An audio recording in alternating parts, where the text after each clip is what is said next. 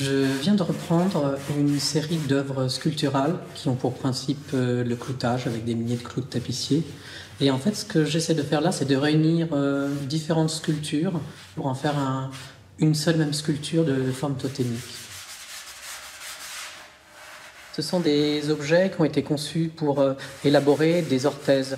Donc il s'agit de l'histoire de corps qui ont été blessés, qui ont été déformés. Donc c'est déjà très particulier. J'observe ce qui se passe à la surface et puis après je décide, je choisis de soit accentuer des formes, des boursouflures, des difformités, soit de les adoucir.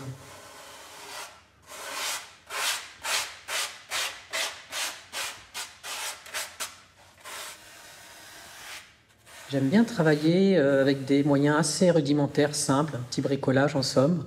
Donc j'ai du papier de verre, j'ai des petites brosses métalliques, des limes à bois, peu importe, des cutters, et mes mains surtout qui servent aussi souvent puisque quand je parle d'enlever cette matière, je la caresse beaucoup aussi.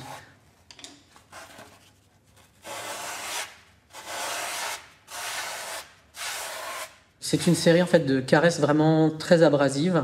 Ça me plaît bien parce que bon, voilà, il y a quelque chose de mêlé, de pas très clair là-dedans. On caresse, mais on attaque en même temps la surface.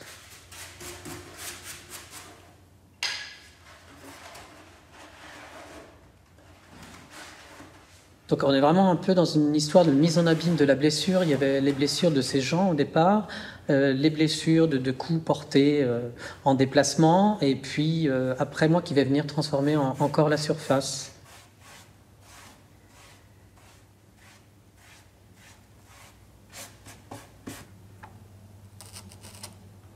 Je suis toujours très touché, admiratif des métiers d'art, des artisans, et je m'autorise à détourner les esthétiques artisanales.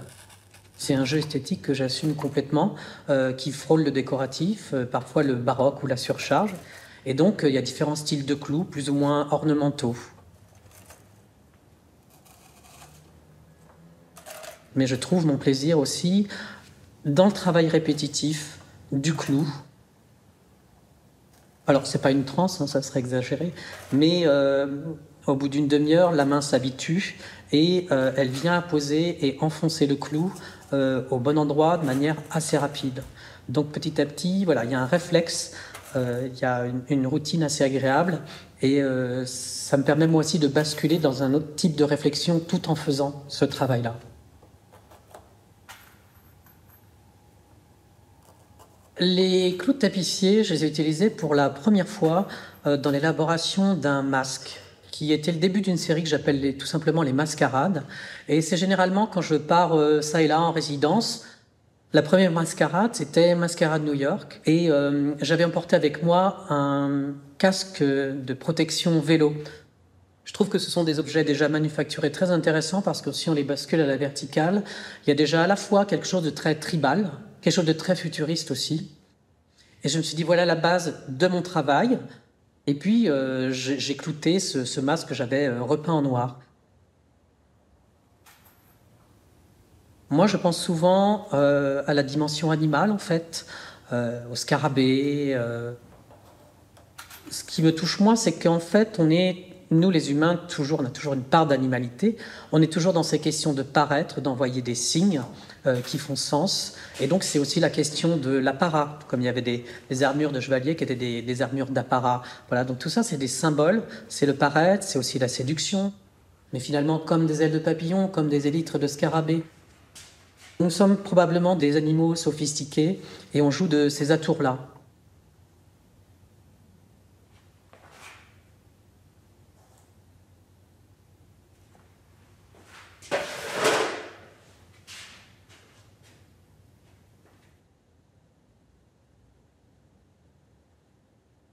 Je parle souvent de caresses, mais bon, c'est quand même à double tranchant.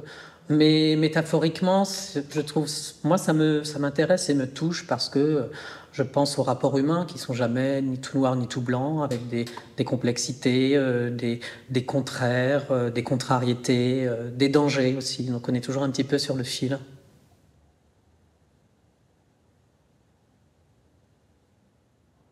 Quand Quand on est artiste, il y a un milliard de possibilités. Moi, je cherche des amorces et généralement, la récupération de déchets, de rebuts, de ce que je trouve autour de moi, m'aide à faire déjà un premier choix et à orienter l'œuvre.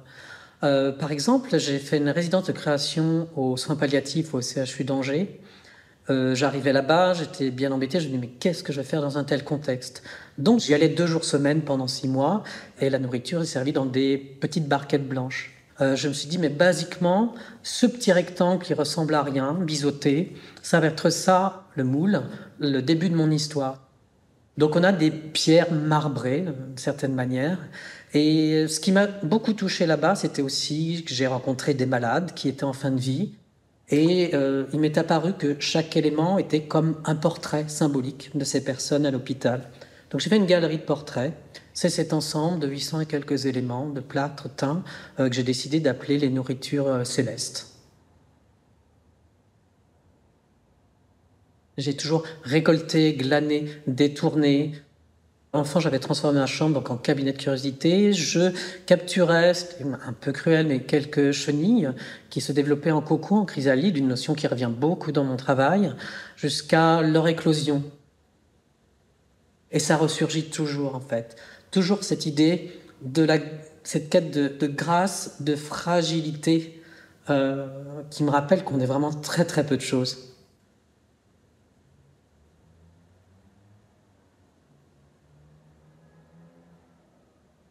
L'idée de la métamorphose traverse régulièrement mon travail.